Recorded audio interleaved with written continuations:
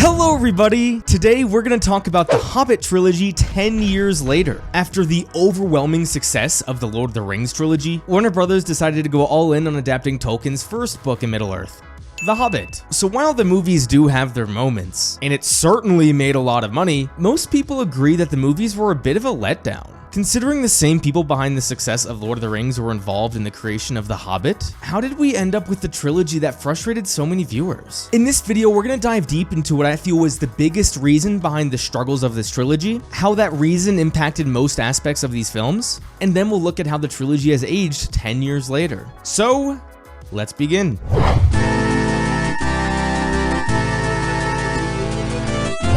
We all know how peculiar of a decision it was to take this one book and adapt it into 3 films. Most people would agree this is the biggest reason why the Hobbit trilogy faltered so much. And while I definitely agree with that, I don't think people truly understand why this caused so many issues. It's easy to say that taking this short book and turning it into 3 3-hour movies meant that the writers had to add new scenes, and these new scenes are what dragged the movie down. But that's not necessarily true. I've done my due diligence recently and read the novels that were adapted into some of my favorite movies and shows. And while there are of course a lot of things that were removed, I was surprised by how much was added in these adaptations. If you look at the Hunger Games films, any scene that doesn't have Katniss in it is a new scene created solely for the films. In the early seasons of Game of Thrones, the seasons most people agree were excellent adaptations, a lot of the scenes were not in the books. The famous scene where Littlefinger says chaos is a ladder was not in the books, and that scene contains one of the most memorable quotes in the show. So again, it's unfair to say that new scenes are to blame for the struggles of these movies. The real reason the structure of this adaptation was such an issue has less to do with the total runtime and more to do with it being 3 films. When creating a trilogy, you can't just take a book, make it 9 hours, and then cut it into 3 separate parts and release 3 separate movies. Movies need to have structure. They need to have a beginning, a middle, and an end. Most stories follow this 3-act structure. So when you're adapting one book into a trilogy of films, you're not really dividing it into 3 parts. You're dividing it into 9 parts, a beginning, middle, and end 3 times. So with these 3 movies, each one needs to have arcs, climaxes, resolutions, setups, and payoffs in places the original story didn't have them. In order to have a great story, all these arcs and climaxes and resolutions need to work in tandem together. Not a single beat is wasted and everything connects to each other. Think about it like a game of chess. Chess masters know that every single piece on the board and where it is placed absolutely matters. All 16 pieces have a purpose and they all work together to have an effective strategy. If you were to take one pawn and move it up a square, that will have a chain reaction that can ruin your entire strategy. The same could be said with storytelling. Moving one beat or one bit of setup or one bit of payoff can have a chain reaction that will ruin your entire story. I think one of the best examples of this is how the first movie in the trilogy ended. I'm not the first person to bring this up, by the way, but it's such a great example that I want to share it here. So the first movie ends with Bilbo saving Thorin. After questioning Bilbo and his courage all movie, Thorin admits he was wrong and Bilbo has now earned his trust completely. It's a nice beat and it's a good way to end a movie. We end on an emotional high. Thorin has completed a character arc and we are ready for movie 2. Now I want you to hear how the story was originally going to go. The original plans for The Hobbit was that it was going to be 2 movies instead of 3, and the first movie would end right before the characters arrive at the mountain. There's this famous scene where the dwarves are captured and then through his cunning and newly acquired ring, Bilbo is able to help the dwarves escape. After the entire barrel chase scene, this was going to be the moment where Bilbo had earned Thorin's trust. It makes more sense to have it here because Bilbo used his cunning and his wits to plan this escape, while in the first movie all he did was tackle an orc.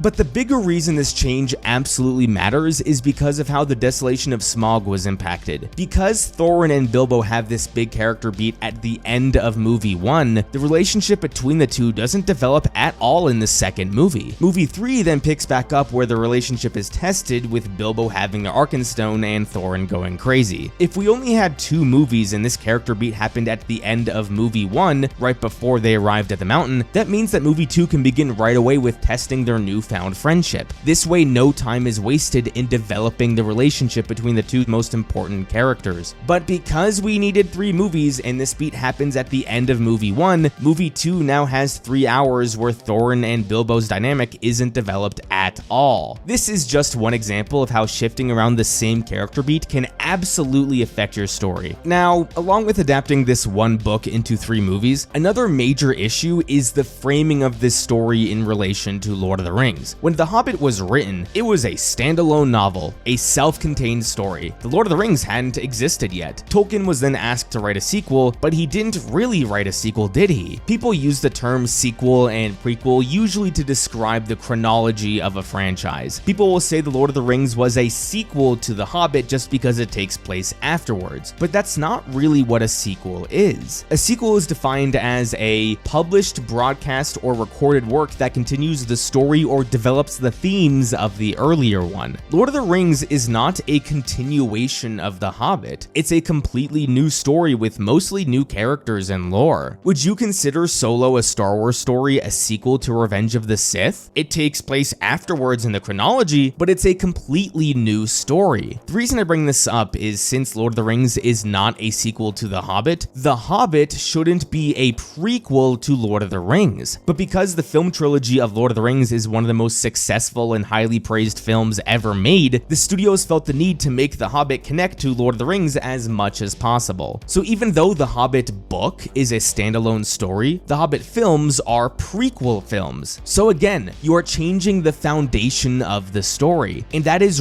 really hard to do, and unfortunately here it didn't really work. The prime example of this is pretty much anything to do with Sauron. In the book, Gandalf often disappears to go deal with a necromancer. This necromancer was retconned into being Sauron once Lord of the Rings was written. But in the book, the sole purpose of this necromancer was just to take Gandalf out of the story for a bit. Tolkien wanted Bilbo and the Dwarves to grow without having a wizard around to help them. Now, since the Hobbit movies are now prequel movies and they're 9 hours long, it makes sense that Peter Jackson wanted to use this extra time to elaborate on Sauron being the necromancer. While some of this is cool, the issue here is that none of it really matters to the story of The Hobbit. It's just set up for another better trilogy. When a story focuses too much on connecting to another story instead of satisfying the needs of the current story, you get something that is deeply uninteresting. For those familiar with my channel, what I'm about to say is going to be a big first for my channel. A better example of a prequel trilogy would be the Star Wars prequels. I know I never say anything positive about those films, but I'm about to, so get ready. Like the Hobbit films, the Star Wars prequels are inherently prequel films. It tells the story that sets up the events of the original trilogy. What the prequels did right, however, was mostly tell a self-contained story. 95% of Revenge of the Sith is paying off and resolving themes and characters and plot lines established in the previous 2 films. The other 5% is setting up and connecting to the originals, but it's done in a way that makes sense. Showing how Luke and Leia were separated and where they ended up is not fan service, it's something that needs to be told. Showing how Anakin ended up in the Darth Vader suit is something that needed to be shown. The only thing that didn't really need to be shown was the Death Star, but that was for like 5 seconds and it was even set up in the previous movie. Compare this to the Hobbit films. The trilogy begins with older Bilbo and Frodo, where Bilbo is recounting the events of The Hobbit. This doesn't add anything to the story, other than nostalgia. Even the ending, which I admit I enjoy, is not necessary. It solely exists to connect to Lord of the Rings. The worst example of this is the Elf King telling Legolas to go find a ranger named Strider. This absolutely served no purpose to the story being told. Speaking of Legolas, his entire purpose in this story was a fan service to Lord of the Rings. A good chunk of the Hobbit films are just devoted to referencing Lord of the Rings. It doesn't impact the story of The Hobbit, and therefore it just feels like a waste of time. So the biggest issue with The Hobbit are no doubt the decisions made to make it 3 films and the decision made to frame this story as a prequel rather than its own story. Throughout the rest of this video, I'm going to talk a lot about the characters, the action, and the plot lines. Almost everything wrong with these aspects of the story are a symptom of one of these 2 larger issues. When you have all these new or changed elements of a story, you get setups that aren't paid off well, you get payoffs to things that weren't set up well, or you get a complete waste of time. So let's transition into the specifics of The Hobbit and talk about the characters.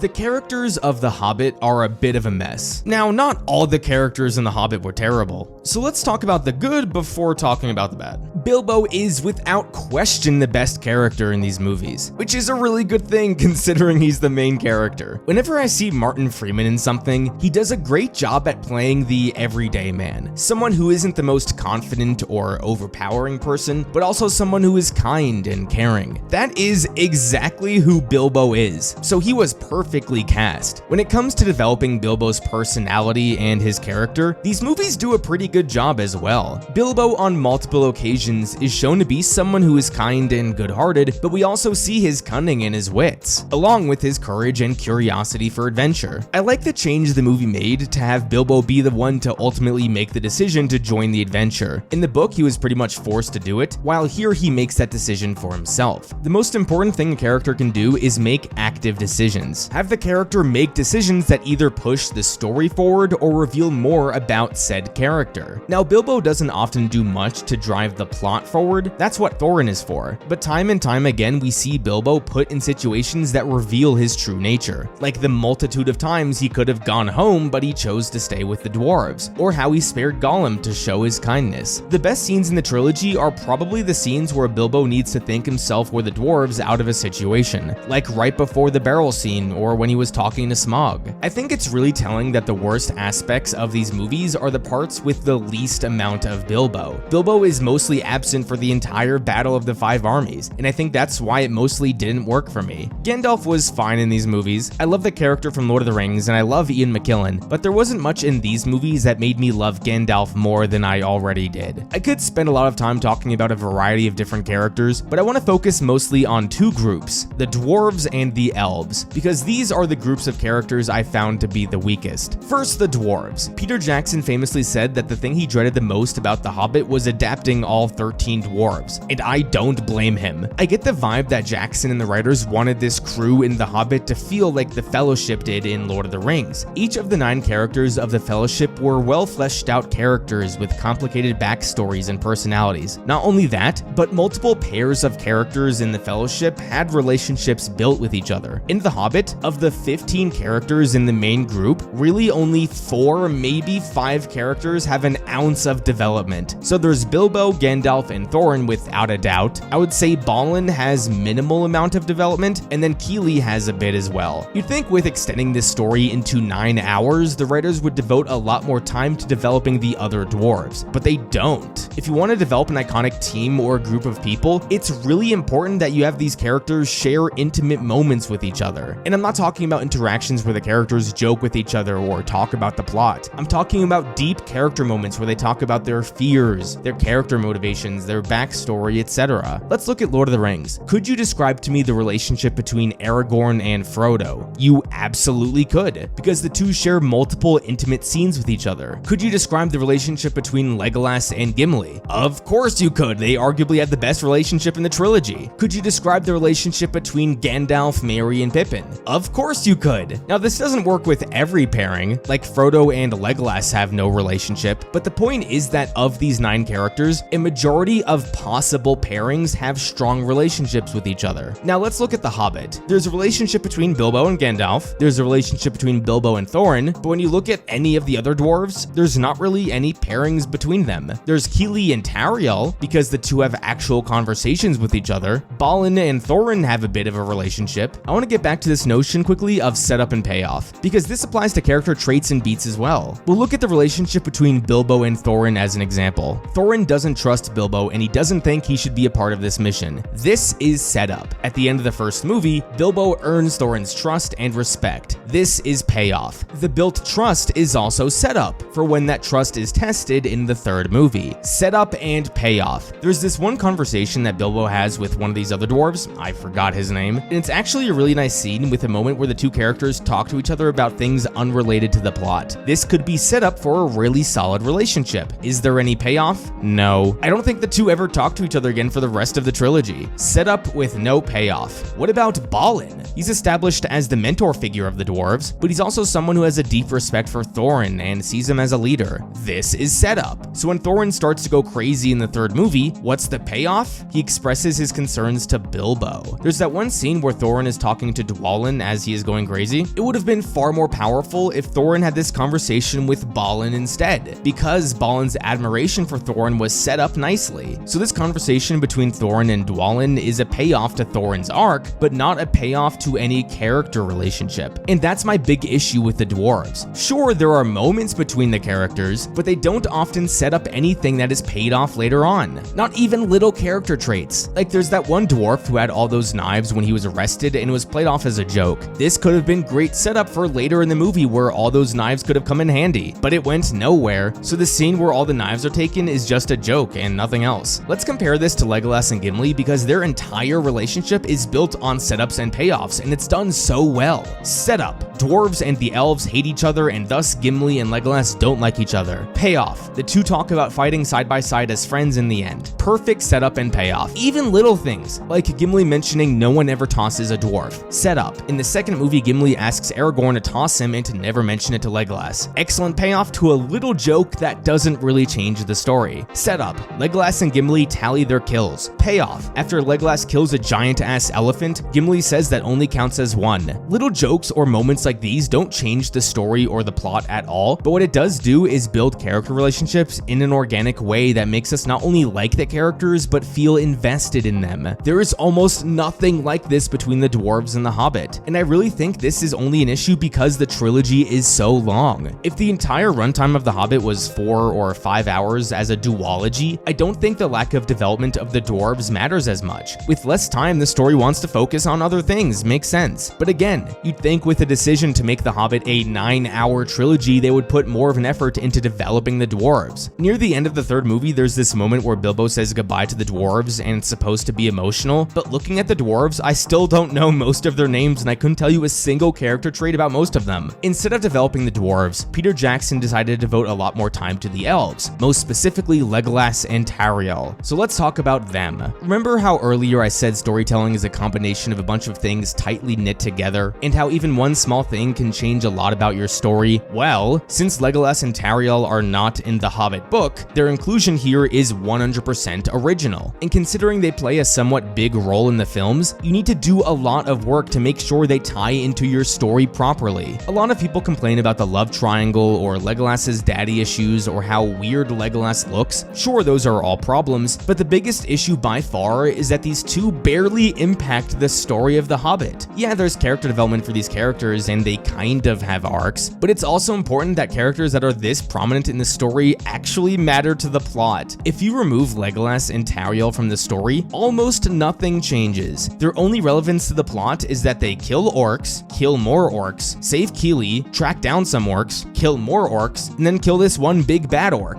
Does Legolas's daddy issues have any impact on Bilbo, Smaug, the Arkenstone, the dwarves, or the Battle of the Five Armies? No. The scene at the end where the Elf King tells Legolas his mother loved him is just a non-factor in anything relevant to this story. I find it so jarring that the climax of the Battle of the Five Armies is Thorin vs. Azog, which was a fight that was set up from the beginning of the trilogy, and the fight between Legolas and this other orc, which had the setup of them fighting once before in the second movie. Instead of focusing all the story's attention on conflict between a main character and a main villain, you show Legolas doing unrealistic elf shit in a conflict that doesn't matter. Legolas and Tauriel are one of the biggest symptoms of the structuring of this trilogy. They needed to have a 9-hour trilogy, so to fill up that time, let's add fan favorite Legolas from Lord of the Rings and introduce an elf girl that is really pretty. There's an alternate universe where this could work really well. I'm not against Peter Jackson creating new characters that are not a part of the books, but they need to matter to the story, and here they don't. I could spend some time talking about a few other characters. There's Bard, who's a pretty cool dude. There's the orc villains that frankly all stink, but I'd be doing a disservice if I didn't talk about the best character in the trilogy, Alfred. Alfred is frankly a worse version of Jar Jar Binks, and here's why. Jar Jar, while annoying, actually mattered to the plot. Without Jar Jar, the entire events of the Phantom Menace just don't work. Alfred, on the other hand, doesn't matter at all. They do nothing with this guy. In the Battle of the Five Armies, they keep cutting back to him over and over and over again. And then in the theatrical cut, they end his story just by him running away to never be seen again. Every time this guy showed up, I just asked myself why they didn't use this time to develop one of the dwarves. Alfred's story isn't even set up with no payoff. It's annoying with no payoff. At least in the extended cut, we see him get killed. I think you guys can see the common theme here with these Hobbit movies. Bilbo is great. great, but most of the characters in the story are either severely underdeveloped, or frankly just a big waste of time that don't add anything to the narrative being told. When you inorganically expand your story to 9 hours,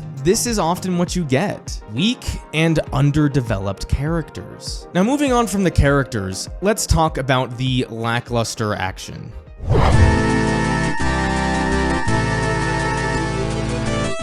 The action left a lot to be desired, but I don't think a lot of people are truly correct about why. Most people point to the lack of physics or the incredibly weak villains as the biggest issue with the action. Now, I'm not going to say those aren't issues. They absolutely are issues. The barrel scene we all know was so ridiculous. Legolas running up collapsed stone is just as bad, but frankly, the Goblin Cave escape sequence in the first movie might be the worst one for me. I have a tougher time breaking strands of spaghetti than these dwarves did killing goblins. So again, these are absolutely issues, but I think the biggest issue stem from the misunderstanding of how to structure an action scene. One of the most important things you need in an action scene is tension. You want to feel like something is at stake a few times. Think about any sport. A game that viewers would consider a good game is usually a game that is close throughout and comes down to the wire. The back and forth of teams scoring and leaving us wondering who will actually win is what makes a great game. The games people consider to be bad are usually games where it's a blowout, where one team is just dominating another team. The key difference is the emotions we feel while watching a game. During a blowout, it's just one emotion: oh, team A is going to win. In a close game, there are a lot of emotions because of the back and forth. Think of action scenes like this. You want these same contrasting emotions. You want little victories for your hero that make you feel good, and then little moments of defeat that make you feel scared. This back and forth should make a really good action scene. Let's look at one of the best action scenes in Lord of the Rings that surprisingly has little action: the collapsing staircase scene in the Fellowship of the Ring. Basically, the whole scene is just characters getting from one side of the staircase to the other. But notice the little details. Every time a character or two crosses the gap, a new obstacle is introduced. The gap between the stairs is getting bigger, the Balrog is getting closer and closer, goblins are shooting at the characters, and rocks continue to collapse. We get to the point where we are fearing for Aragorn and Frodo's lives, and they just barely get over before the entire thing collapses. There are dozens of action scenes in The Hobbit. A few of them are alright, like the troll scene in the first movie. There's a little bit of back and forth, and that adds tension to the scene. But I would argue most of the scenes in these movies are just mindless action. There's no real back and forth, there's no tension here. Just characters doing cool shit, which is fine and all, but it makes the action forgettable. Think of the barrel scene. A vast majority of the fight is just the dwarves in the barrels while the elves kill most of the orcs. The action in the barrel scene is leagues more impressive than the stair scene in Lord of the Rings, but the stair scene is a better scene because of how well crafted it is. Another really small detail that enhances a fight scene is focusing on the reactions of the characters. It's not always the action that is powerful, but the reaction that is powerful. If we are watching an action sequence and our characters aren't concerned at all, then neither will the audience. Going back to the stair scene, look at how many times we cut to the faces of the characters where they look concerned or nervous. In scenes throughout The Hobbit, like the goblin chase scene for example, do we get any shots of the characters looking concerned? Not really. They're just chopping through goblins left and right without a worry in the world. No tension whatsoever. Now, you can have two types of action scenes: an action scene that is just a well-constructed scene that beautifully utilizes tension, or an action scene that develops the plot or characters. Most action scenes should develop either the plot or the characters. The stair scene I mentioned doesn't really do either, but again, at least it was a well-constructed scene. So many of the action scenes in The Hobbit don't develop either the characters nor the plot. Let's look at the Smaug scenes. So Bilbo goes into the cave and he is confronted by Smaug. These scenes are some of the best in the trilogy. The back and forth between Smaug and Bilbo is great, and here we get to see Bilbo use his wits and cunning to get himself out of the situation. So while there is nothing spectacular about the action, there is plot and character development. We even learn about Smaug. Now, the Smaug stuff is great up until until the point where the dwarves enter the mountain. Because once the dwarves enter, we get a few important conversations, but then it's just mindless action for 20 minutes. As you can guess, there is no tension here at all. The dwarves just go back and forth with Smaug until Smaug decides to leave. If anything, the whole action set piece actively hurts the story because it makes Smaug seem less like a threat. How am I supposed to fear a giant-ass dragon if he can't manage to kill or even injure one of the dwarves? For 20 minutes, Smaug is destroying shit and lighting things on fire, and he can't manage to kill one stinking dwarf. What was accomplished with the narrative between Bilbo grabbing the Arkenstone and Smaug leaving the castle? By the time the third movie begins, at least that action sequence with Smaug at the lake town advanced the plot and the characters. It advances the plot by killing Smaug, and it develops Bard a bit by seeing his skills as a leader. Another example of a terrible action scene would be the scene with the storm giants. So here, our characters must survive while giants are tossing boulders at each other. There's this one moment where we think that half of the dwarves just got crushed, and then we turn the corner and everything is okay, and that's it. It's one bit of minor tension and we move on. How hard would it have been to showcase a new skill from one of the dwarves that could be paid off later? Like maybe the dwarves are in a sticky situation and then one of them uses a trick or a skill to set them free. Then later on in the Battle of the Five Armies, this dwarf can use the same trick to save someone else. If you're not going to have an action scene that develops anything and it's not a well-constructed scene, at least have it to set up something or pay something off. Look at the troll scene in the Fellowship of the Ring. Earlier in the movie, Bilbo gave Frodo the mithril shirt to protect himself. Come time for the action scene, we not only get great bits of action, but the fight ends with paying off what was set up before. We think Frodo might have just been killed, but we see that because of the mithril, there's not a scratch on him. This just shows us how strong the armor is. Again, simple setup and payoff. It's so baffling to me that the goblin chase scene in Lord of the Rings was done so well, while in The Hobbit it was done so poorly.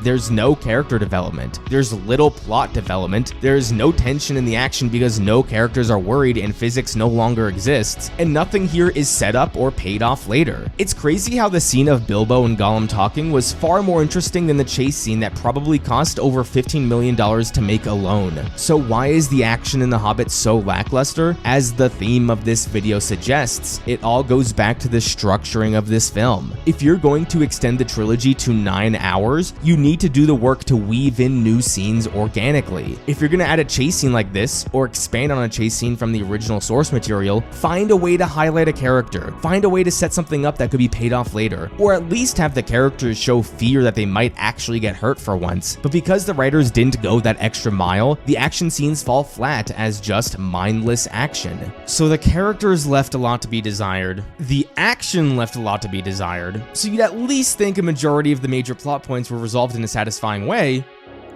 right?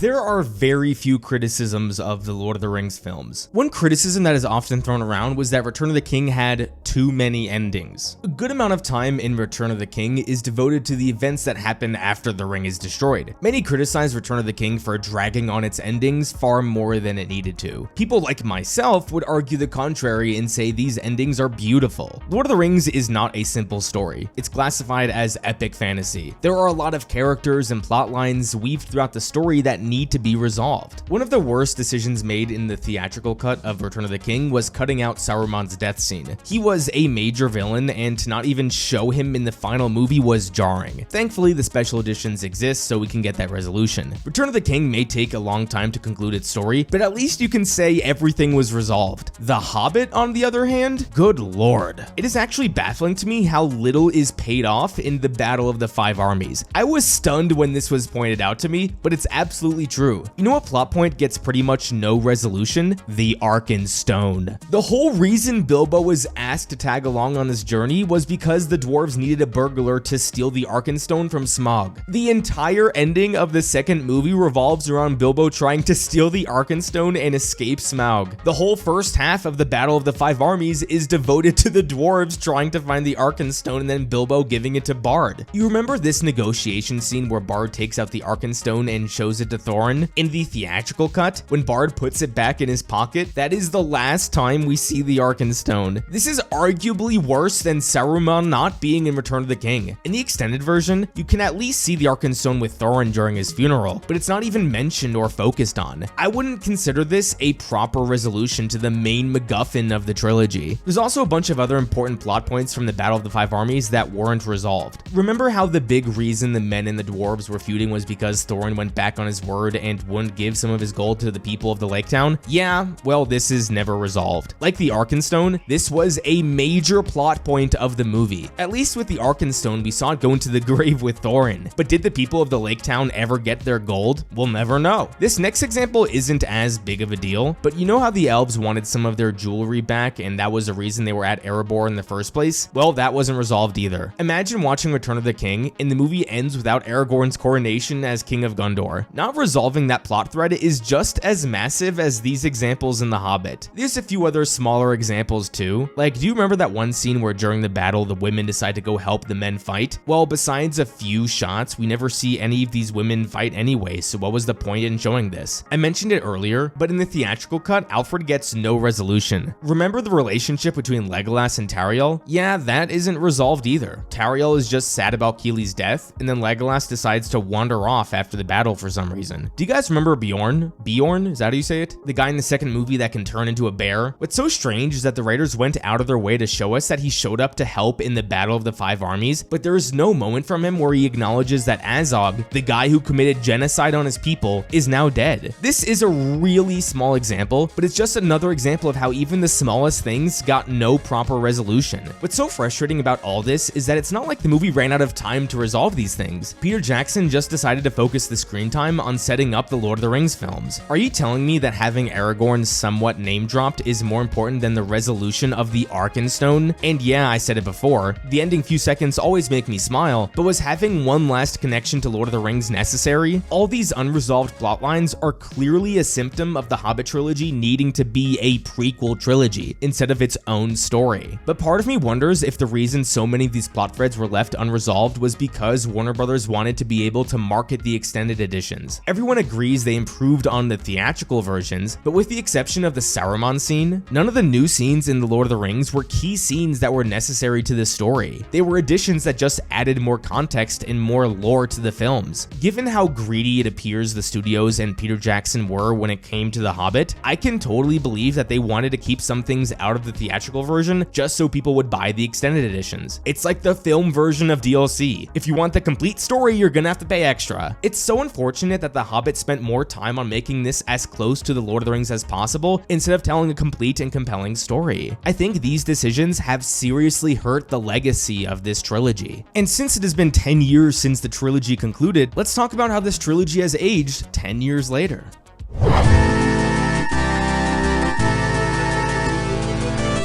So, The Hobbit Trilogy 10 years later. It has a bit of a peculiar legacy. All three films were massive hits at the box office, but since their conclusion they have completely faded away from pop culture. They're not even discussed in a negative light as much anymore. Why is this the case? I often conclude a lot of my videos by talking about this, so I'm going to continue that trend here and discuss authorship. Authorship is how much of the storyteller is represented in the film. This could be a filmmaking style, it could be specific themes, it could be political ideas, or anything like that.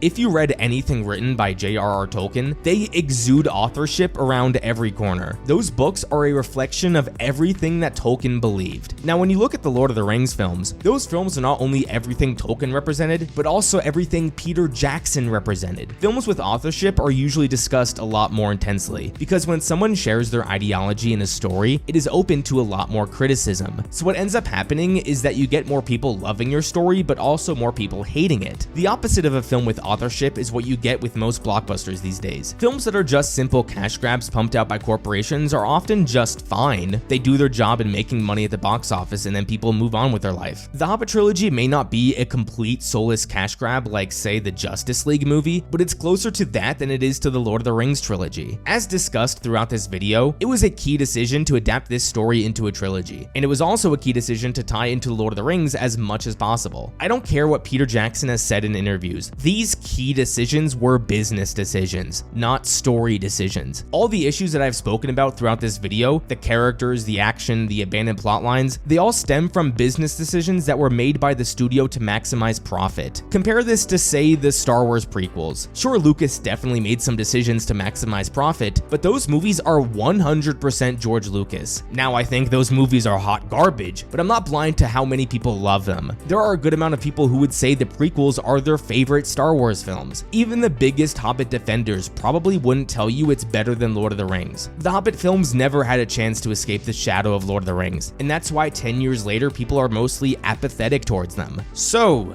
the Hobbit Trilogy 10 years later? It made Warner Brothers their money back and more, but they've been largely forgotten about in the history of blockbusters. If you want to see more Middle-earth content from me, check out my video on Lord of the Rings 19 years later or my retrospective on the first season of The Rings of Power. Thank you everyone so much for watching another one of my videos. Don't forget to tonight the Clot Squad, and I will see you guys next time.